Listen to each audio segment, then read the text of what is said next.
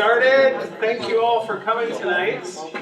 My name is Tori Jackson. I'm the president of the Bismarck Historical Society. I want to welcome you to this program. We've been looking forward to this one for a long time. So tonight we've got a very special program for you. I'm going to turn it over to Carolyn Twingley. You probably all know her. She's a longtime member of the board of the Bismarck Historical Society. She runs our archives. And I'll let her take it from here. Thank you all for coming. And thank you for coming tonight. We have 5 gallery directors who are going to tell us about their galleries, their mission statements, schedules, memberships, those kinds of things. Each is a little bit different from the other, but they really complement one another too. We have Cherise Pfaff from Bismarck Art and Galleries Association, BAGA, as most of us know it. Marcus Christianson from the Capitol Gallery. We have Noot, who created the Downtown Bismarck Artist Co-op. Susan and Stephanie Lundberg with Gallery 522. Andrea Fagerstrom from BSC, who's in charge of the Elsa Forte Gallery and the Gannon Gallery. And they'll each tell you about the pieces they brought to share with you tonight too. But we're going to start with Susan and Stephanie. They're going to tag team it. Stephanie said she does the interrupting and her sister will do the president. Hello, friends and North Dakota people. Well, we are Gallery 522, and BAGA is the oldest gallery in this area. And then there was the Elan Gallery. And when they merged, I was president, and they merged. But anyway, what the point is that we always, as artists, there was a core group, and we were painting, but we had no place to show our paintings. And BAGA always had their annual fall exhibit, so we had once a year opportunity to show. So we decided that BAGA had a month-long program up at the Gateway Mall, and they gave us a space, gave BAGA a space for a month. And we sold paintings, and we were artists showing paintings. And we were just giddy with delight. And so BAGA was, okay, that was the end of it. And we're like, okay, I think we should keep this going. And so we did. Well, and BAGA was then as they are now, that they had one big artist, and now there's 2 in this small gallery with that. But then, there's that small shop. But that meant the full art show was the only opportunity for artists. So you waited a full year to be able to show your artwork. So, as you say, Gallery 522 is named after Elan Gallery. Was it the address of Elan Gallery? Yeah. Which was right next to the library. They tore it down when they built the new library. Well, they moved it, and it's at Buckshot Junction now. And so that's how when we did the 1 month, and we were doing it on a community access, and we had Todd Klausner, we were doing that monthly, and then we started our own nonprofit 40 years ago. And so that's how we've had 5 different locations over the years, and we've got our best location now. So we did free locations, then we were where Fireflower Pizza is now. Then we were in the basement of the Anderson building. Now we finally got a really nice location with light and all those things. We're out of the basement finally and everything, but it's still the same premise that we had many artists able to show there. And I'll let Susie say who we started with and why we started. Well, we had the up and coming artists at the time in the 80s and so forth, and they were Rosemary Landsberger, and that is her painting, the beautiful rose painting. And she literally traveled in her station wagon and taught classes all over the state for, I don't know, 25, 35 years. And so, and you can imagine making your living as an artist. This is not easy. And she did it full time for her entire life. Anyway, she was our teacher, and along with, some of these are old names: Phyllis Tarnansky, Helen Hammond, Hildy Hageland, Georgiana Borden, who owned land between Bismarck and Mandan. Todd Klosnitzer was there, Audrey Bauer from New Salem. So we wanted to have regional artists, from wherever they wanted to show. We had Albert Landsberger was Rosemary's brother, and he was a wonderful pianist. And so he always played for all our receptions, and we had parties and events, and trying to still continue doing that. Of course, times have changed. Yeah, and at the Fall Art Show, we always worked with Becca. We were the same people that were doing it. We're giving Fall Art Show tours to all the students and everything. And arts are wonderful, cooperative people, because we believe in what we're doing. And as Dad said, that quote, that the arts grow from the cracks in the sidewalk, but must they? And so the arts are always that wonderful thing that want everyone to have wonderful lives and to reach everyone's lives. So, and we're all proud examples of the fact we all work together. Well, we all know the ultimate team sport are the arts. Because if you don't work together, it never comes together. And so we have had concerts. We're at the Logan Building, and Vadney's father's original location. Grandfather, great-grandfather. Great. Oh, okay. And so it's right, across from U.S. Bank on 3rd and Broadway. And so, as you remember, years ago, they kind of gutted some of the inside of the building. So we have an atrium that's 2 stories high with skylights and really an attractive space. We were, as Stephanie said, we were in the Anderson building, and they wanted to raise the rent higher than we could pay. And so I was on the street, literally, driving up and down, looking for locations. There are some dog locations in town, and they are, and nobody would come to these, and let alone. So anyway, so coming upon this was just meant to be, and it's wonderful so that we can host other events. If some of you have meetings or something you would like to have, we're happy to provide a location for that. We do have a high tea. We can do lots of things. So besides concerts and exhibits and so forth, we have an annual Christmas high tea. And, it's in we want it to be in the style of when all of us have traveled to big cities. We know the big hotels, the Plaza Hotel and so forth, has a high tea. Well, this is our version of it. And so with scones and different kinds of tea and all kinds of beautiful things in an art gallery, what better place is it?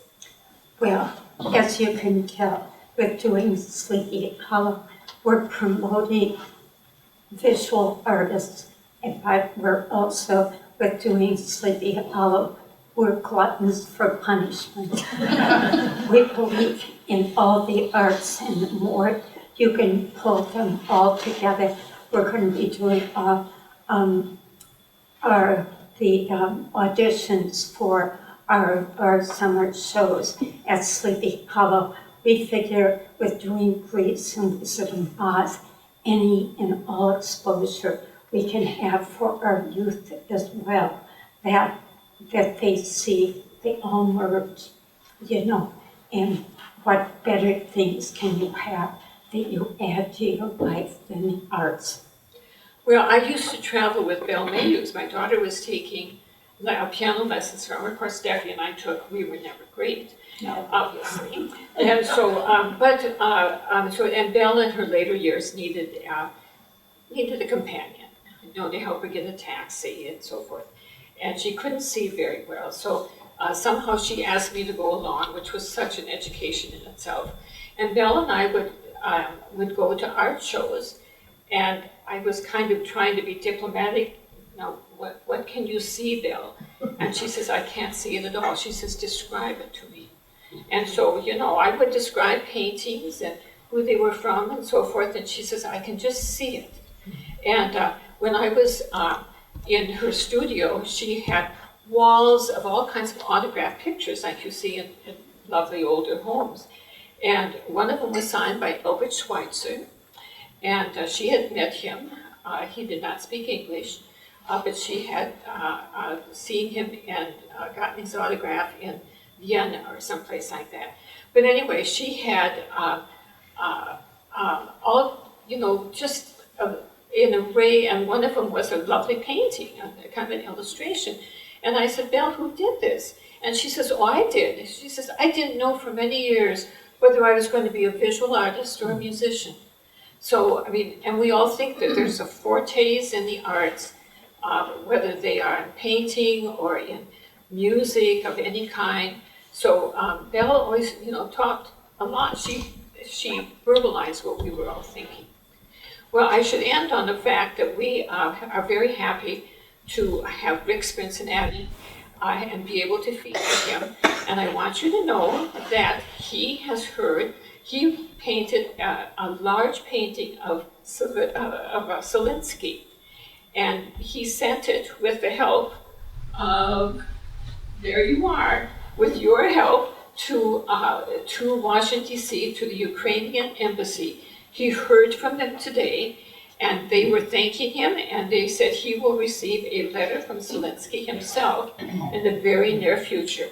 And we're hoping that maybe we can send him to Washington, D.C. to meet him at some time. So, Yes, and Rick was physically too ill to go.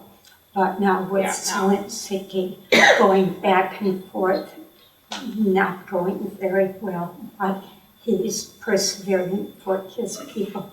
So if Rick could go over to just DC to deliver this, and it was on the cover of the Tribune. Yeah, so it was in the Tribune about a year ago when he did this huge portrait of him.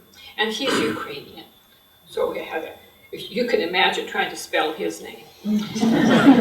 My name is Cherise Pfaff, and I am the Executive Director at Bismarck Art and Gallery, so BAGA. And these ladies did such a nice job introducing, and you'll see the history of BAGA and all these galleries kind of intersect. So some of the things that I'm going to say is going to be related to theirs, and some is going to be related to like the Elsa Forey and the Gannon. So we've all been a part of the history of art in Bismarck. The beginnings of BAGA, before BAGA, was the Bismarck Art Association, started in the early 1940s, and it was a small group of artists that wanted a place to display their artwork and also to create. Started in small groups and houses and kept building and got bigger and bigger. They did a show every year that would display the artwork of all the artists involved, and that show gained popularity. Every year it got bigger and bigger and bigger. Eventually they had the World War Memorial Building reserved, and yeah, with the help of the Bismarck Recreation Department and North Dakota Historical Society, by 1992, in that space, they featured 300 artists and attracted 6,000 people in a span of 5 days. So they did a great job of featuring artists.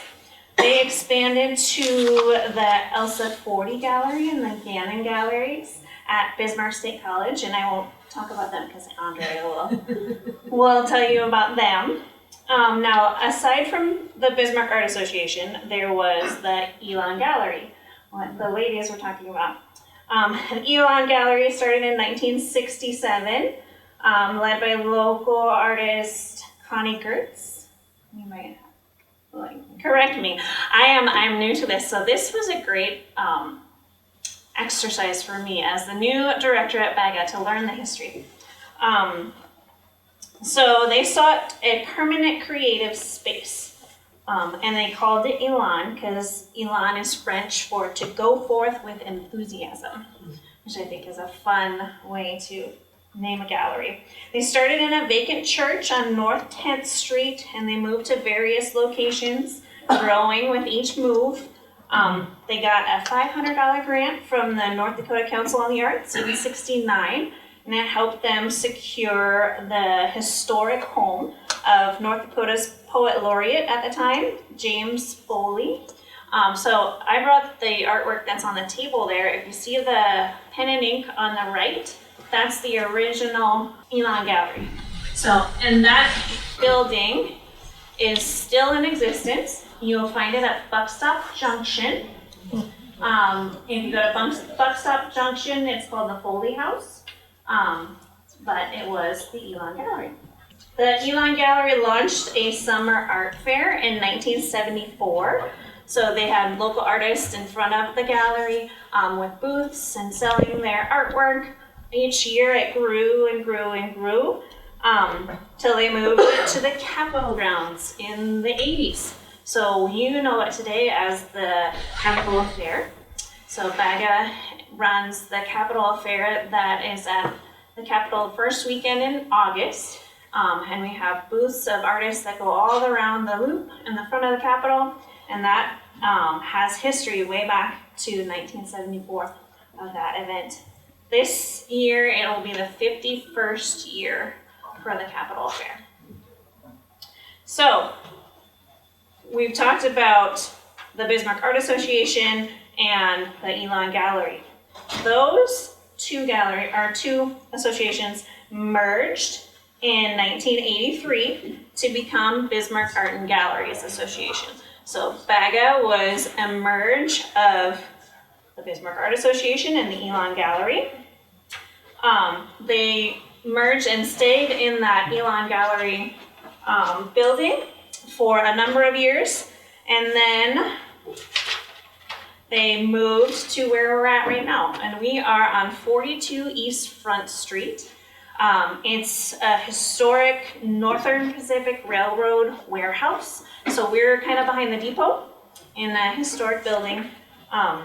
We moved in 1991 and been able to pay off the mortgage to continue staying there, which was a great feat. They paid off the mortgage in 2010.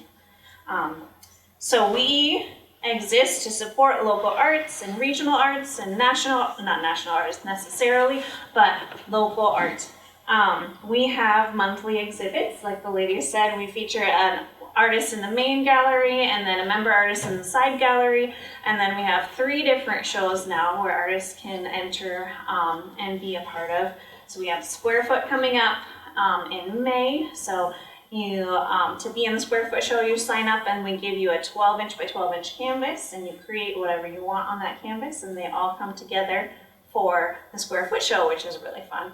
And we have the fall art show. We still have the fall art show and a member show in December. And we do a lot of events too. We have coming up the Artful Palette. It's a fundraiser we have next Thursday. We've got 3 artists that have created artwork, and then a chef and a mixologist paired with them to create a appetizer and a signature drink. And you get to try each little team's concoction and vote for your favorites, and that's a fundraiser for us at BAGA. So if you want a fun night next Thursday, come out for the Artful Palette.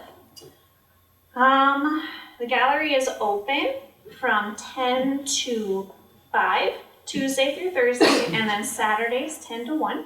Open to the public and free, so if you want to come on over and see the gallery, you absolutely are welcome to. We also have receptions for all the shows that we have each month. So the first Tuesday of the month usually is a reception, and you'll be able to meet the artists, most likely, and and we have appetizers and drinks at that reception too. Well, hello, my name is Andrea Fagerstrom. I'm the art gallery coordinator at Bismarck State College. We have 2 galleries. One of them is our Elsa 40 gallery. That's our smaller gallery. I tend to call it more of a gallery case because you don't walk into it. It's in a really beautiful high traffic area, but you don't actually walk into it. The Elsa 40 gallery was dedicated in 1958 by Elsa 40, who was very involved with the Bismarck Art Association. When I was trying to learn more about her, it was really hard finding information because of the time. To find her obituary, everything was in her husband's name. She was the wife of Oscar T. 40, and even underneath her photograph it said Mrs. Oscar T. 40. So it took a while to track her down, but I found her.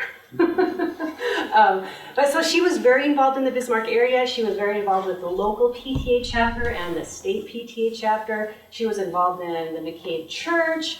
She was integral in getting legislation passed to get the hot food lunch program for kids in Bismarck Mandan.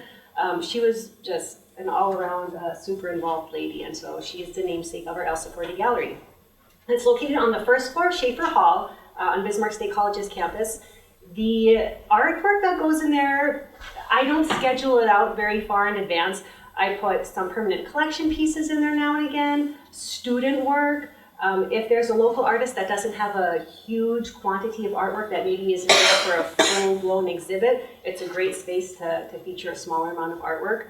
It's also located right outside the gallery or the theater, where any musical and theatrical productions take place.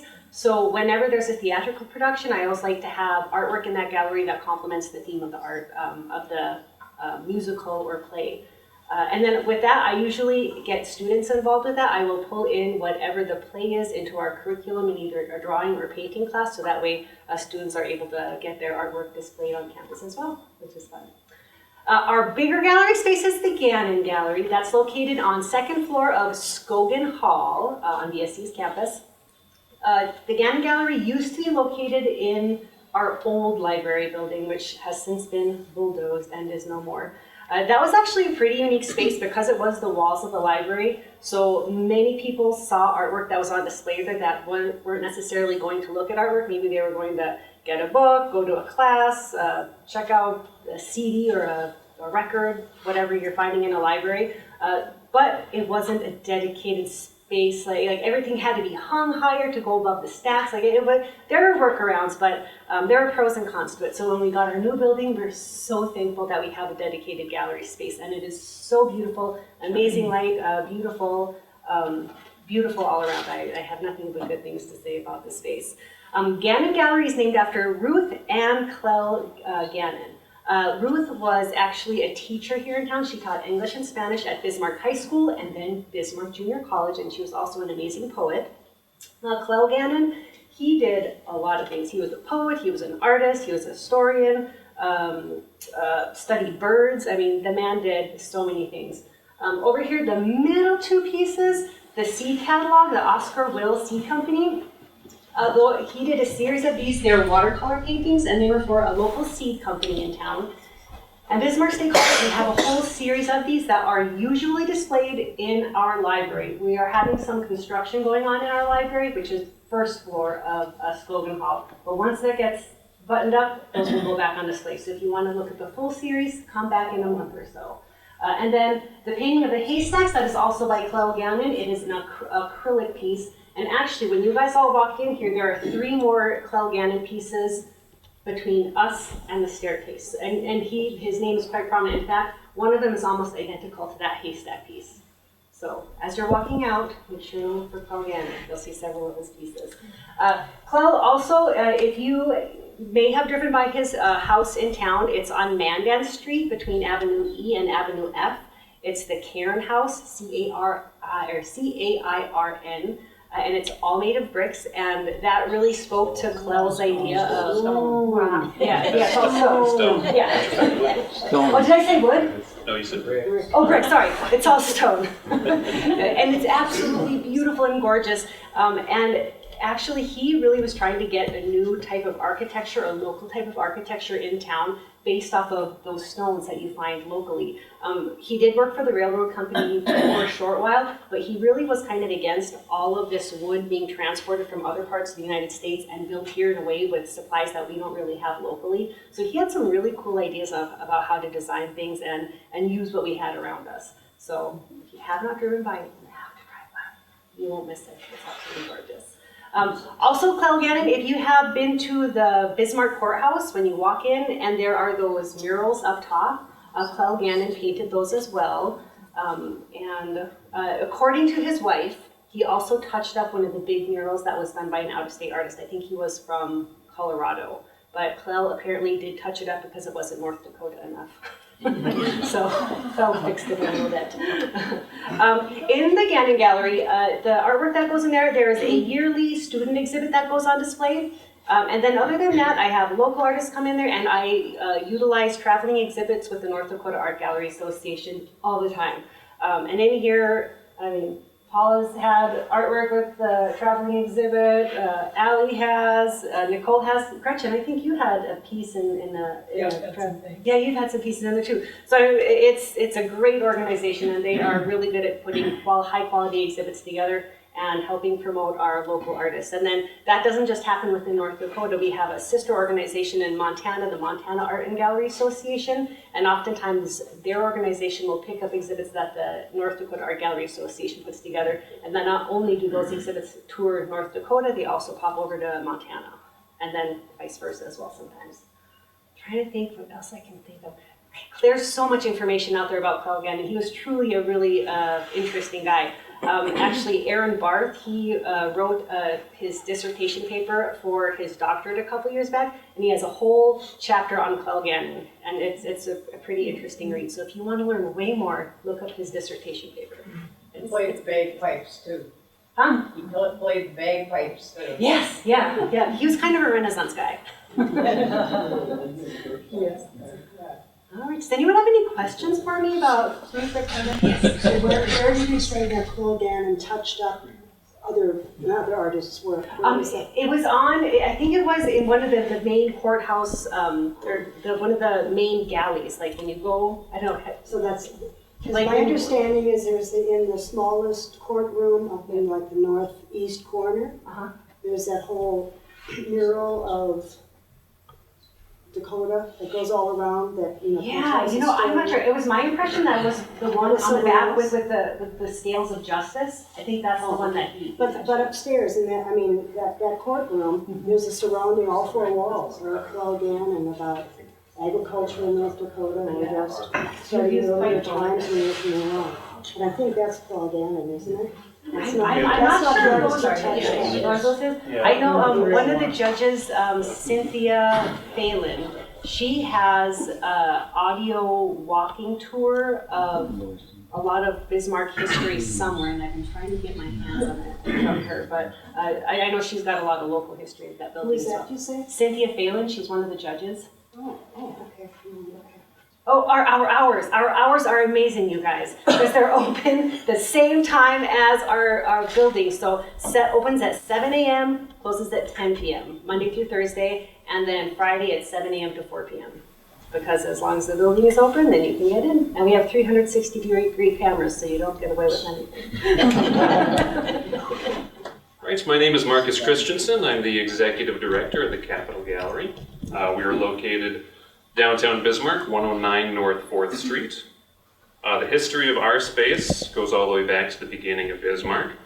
The original plat goes back to 1874. And the current building that we're in right now was constructed around 1911 for the National Bank.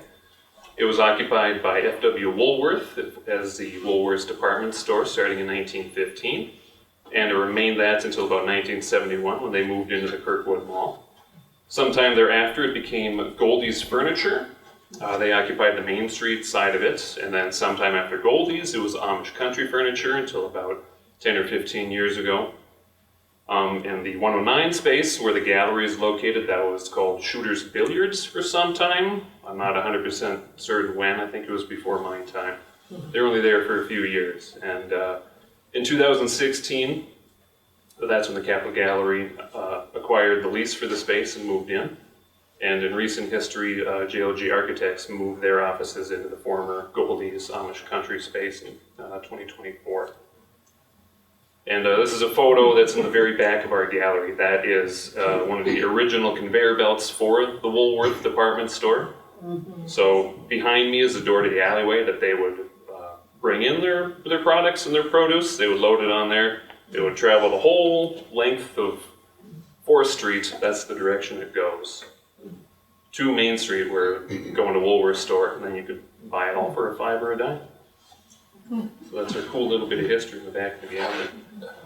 So the history of the gallery goes all the way back to the Lewis and Clark Ford Mandown Foundation and the Interpretive Center up in Washburn. That was started in the early 90s. And they are still in operation. They're under control of the state today. But around 2014, 2015, they had the idea of expanding into Bismarck and opening up an art gallery. And through the help of JLG, they identified the former Shooter's Billiard site, and they put together some preliminary plans for an art gallery that would have a high-end feel to it, but also respect the history of the space that they're in.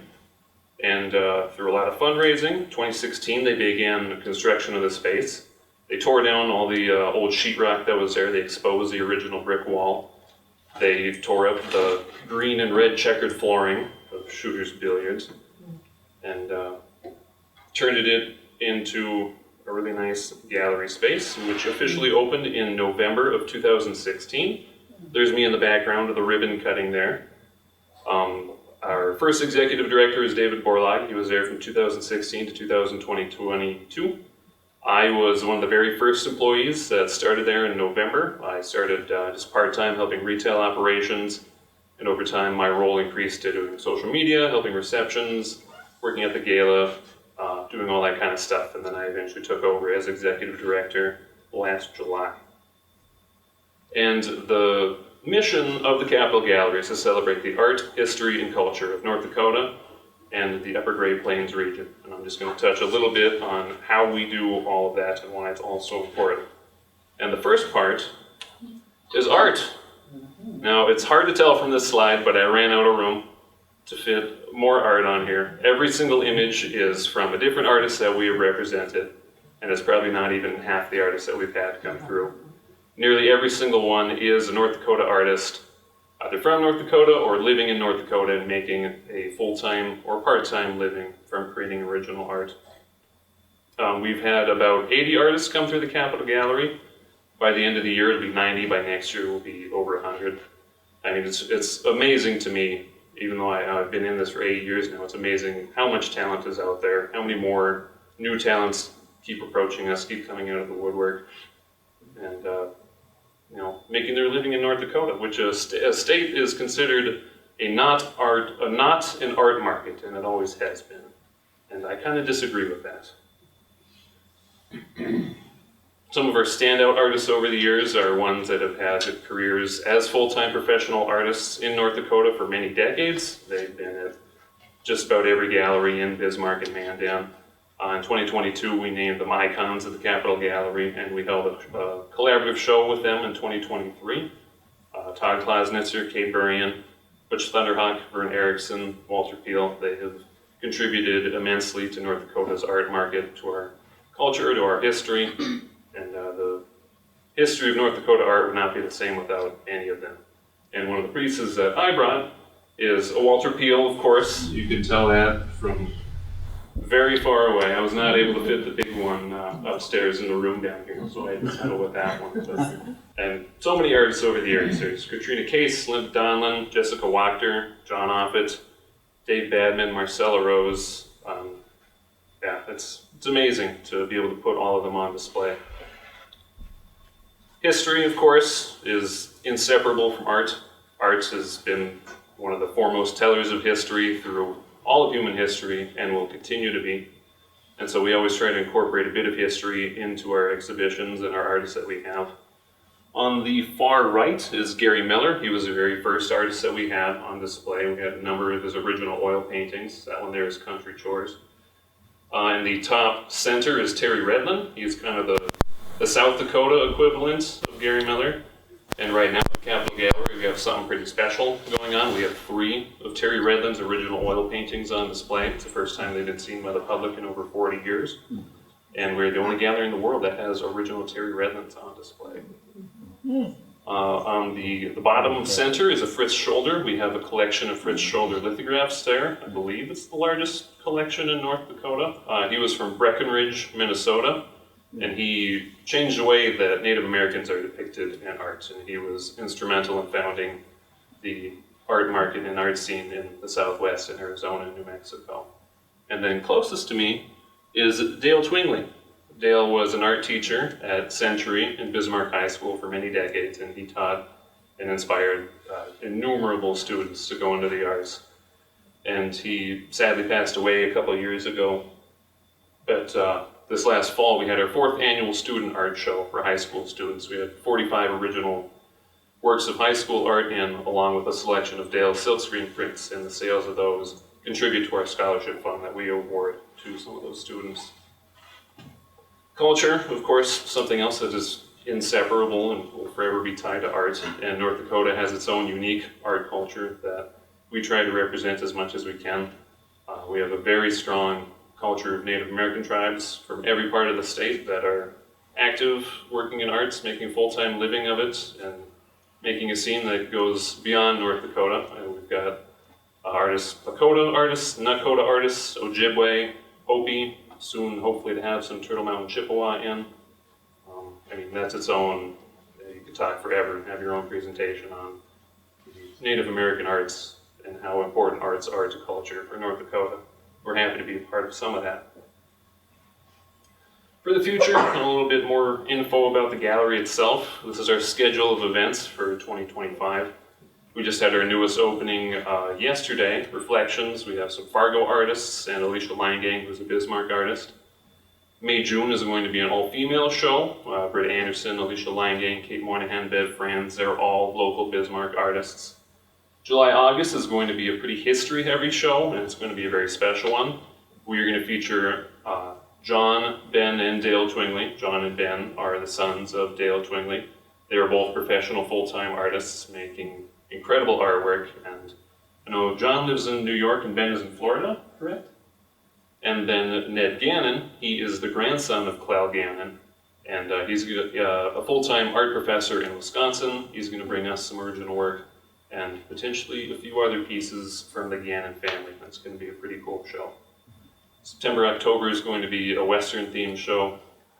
Every single artist listed there is a North Dakota or a Minnesota artist.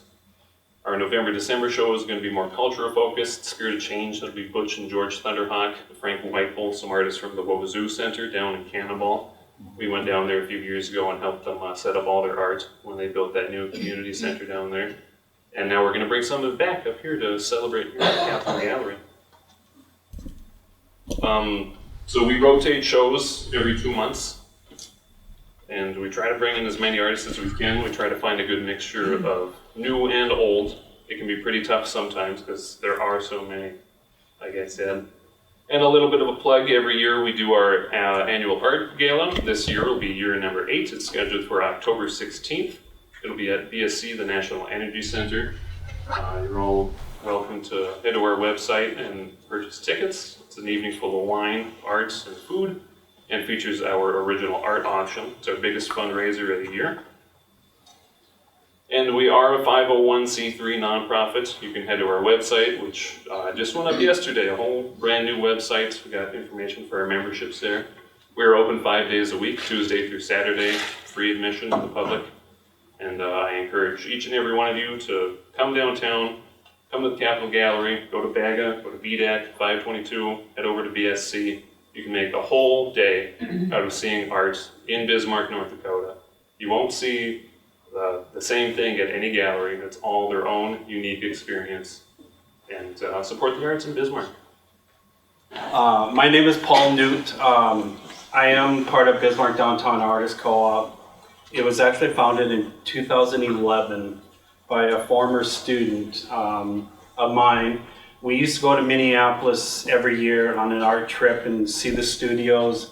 They have an art crawl, so you could go to a big warehouse and see all the studios. And so that kind of inspired him. He moved back to town, came to my class one day, shot the idea, would something like this in Bismarck, would we be able to do it? It's like, well, there's enough artists here, I think we can. So we basically tried to find a building or a location to do this. There were six founding members of BDAC originally. 2 of us are part of the 6. We also have 14 what we call full members. So they pay monthly dues, and then we have to take turns sitting at the gallery during the receptions, anything basically to keep the place going. We are all volunteers. None of us are paid. We are actually are an LLC, but we act like we're nonprofit because we do a lot of community. We do a lot of community events, and we give back to the co-op as much as possible. At the end of the year, we try not to have any money left in the bank. Otherwise, Uncle Sam's going to get some of it. So that's kind of our mission. And we're very inclusive, actually, and we take pride in that. We'll show, a 4-year-old next to someone who's been a practicing artist all their life. So it's exciting to see that. The kids are excited to see that when they get to see their artwork next to, some of the teachers that are here. They get excited to see their artwork next to the teacher. So I think that's kind of the gem about BDAC. We are very community involved. We do a lot of community activities. This summer, hopefully, we're going to get our second free little art gallery in town. Hopefully a third one. But the second one will have 2 levels to it, so it's a double-decker. The first one was put down by the riverboat landing, and so anyone can put artwork in there. And the goal is that you make something, you put something in, you can take something out. So that's kind of the theory behind it. So the second one will have free art supplies and a little gallery on the top floor. So we'll hopefully get the second one out there this summer. We've done activities or collaborated with Dakota Stage, Northern Plains Dance. I'm trying to think who else have we collaborated with. But we try to collaborate. People come to us and say, yes, we'll collaborate. So we're always open to ideas. Like I said, there are 14 full members that pay monthly dues, and there are 110 that are supporting members. So this is our calendar. I put them over by the table. We kind of like to plan this for a year.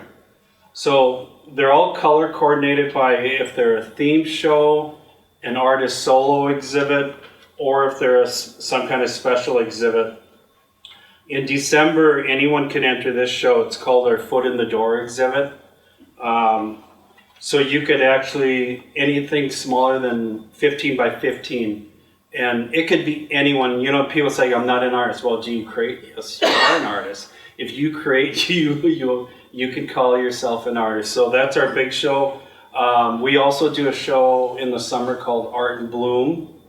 And we basically ripped that idea off from the Minneapolis Institute of Arts. If you ever get down in Minneapolis in April, the museum is decked out in beautiful floral arrangements that are inspired by the artwork, and it's the same concept. We have local florists that come in, they look at the artwork, and we let them choose anything. It doesn't have to be a floral themed artwork. So some of the florists might choose something very abstract, and then they do a floral design inspired by that work of art. Last summer we had 17 flower arrangements. So if you've ever been in our space, I forgot to tell you where we're at, 222 North 4th. We are in the old Bismarck Tribune building. So if anyone has any pocket change, we want to buy the building. I think it's about $1 million. So the goal would be to gut the building and turn it into an artist studio, loft, everything, because there are apartments upstairs. It's a beautiful building. Some of the photographs are in the hallway. it shows kind of the history of when the Tribune building was there. And I think it's actually haunted. It's always on the haunted tours. So if you've ever done that, Stacy Stern does a haunted tour around downtown Bismarck. They go down into the basement in the Bismarck Tribune building. So, and usually, a lot of times I'm always in VDAC and I see them out front, so I make noises. So that was me if you were there. No. So that's the nice thing about, we keep on saying, we gotta move out of this building, but we love the location, we love being in the heart of Bismarck. And like Marcus said, you can make a walk. And I teach at Bismarck High, and Dale was the colleague that hired me. And coincidentally, this young man here, Mr. Hesford, his grandfather was the one that hired me. So it was awesome when he actually got interviewed, and we had no idea who he was until I dropped his name. So there's a lot of history there. But the nice thing about teaching at Bismarck High, I've walked my students down to the courthouse. We've looked at those murals that you guys were talking about. And I don't have to worry about a bus. The buses are so darn expensive. If you get a bus to, like from Legacy or Century, I thought it was only $500, but the Century teacher today told me it was like close to $1,000 just to get a bus, a local bus to do tours. And so, the best part of teaching at Bismarck High is that we can walk down to these places. And we walk down to Baga, but it's a brisk, quick, it's a walk. Because, most of the kids are like this. It's like, put your phones away, we gotta walk faster. So that's a little tidbit story about some of the things that go on. But we also, one thing we do a collaboration with Fargo. They claim to be the oldest running co-op in the country, Gallery 4. They send artwork to us in May, and we send artwork to them. And Art Space in Minot has another co-op. Walter Peel is part of that, Linda Olson. So we exchange artwork. So we get artwork up there, they send artwork down here. We've done a human rights exhibit show at the gallery. Some of the things that we're doing right now, our show right now is called Townscapes and Landscapes. We have 2 solo artists showing in April. They're local. May is the exchange show. July is the Art in Bloom. August is 2 solo shows. September is another set of artists. And also Animals exhibit. We sponsor a show, the Plein Air Group. They're a local group. They go out and paint live, and anyone can be a member of that. They're on webpage if you can find them or look them up. And then 2 other artists in November, and then our foot in the door. But there's also a brochure. It has our contact info. And we also do classes, and believe it or not, like I said, we are an LLC, but people still want to give money to us. Every year, there are people that give us money. So like when that happens, it usually goes toward operating expenses, phone, internet, paying for we actually purchased company in Canada actually that made the free little art gallery for us, and then we basically made it in kind of an inspired piece about the landing. So if you go out to the landing by the riverboat, you can see the resemblance of the two. But so yeah, that's a little bit about BDAC. Any questions? How was the rock? Did I miss anything? Well, there's one little interesting thing. When we first started, right, we weren't actually an art gallery. We were No. just gonna be a studio, but there was Yes. so much interest in having a space to display, really similar to what happened with Gallery 5. Because a lot of the VDAC artists are members at VAGA, and they just wanted more opportunity to show their work. So Right. it ended up becoming a gallery. Yeah. And that was one thing why we also have the theme shows. We do 5 to 7 theme shows a year. Because it's like, how are we going to get people in here? We got to get people in here every single month. So that was our goal, change a new exhibit once a month. So if you were a supporting member, you pay $65 for the year, and all our shows are free as far as an artist. So that's a plug to a lot of the artists. So in May, we have a surrealism show coming up, or a fantasy. And Sister Nancy, local artist here, she was the one who suggested to do a fantasy show. It's like, yeah, so we're always open to ideas, so yeah, shoot us an email or whatever. Well, thanks to all our directors and for bringing their artwork. They've got handouts down there if you might want to take a look at. And thank you for coming. Thank you.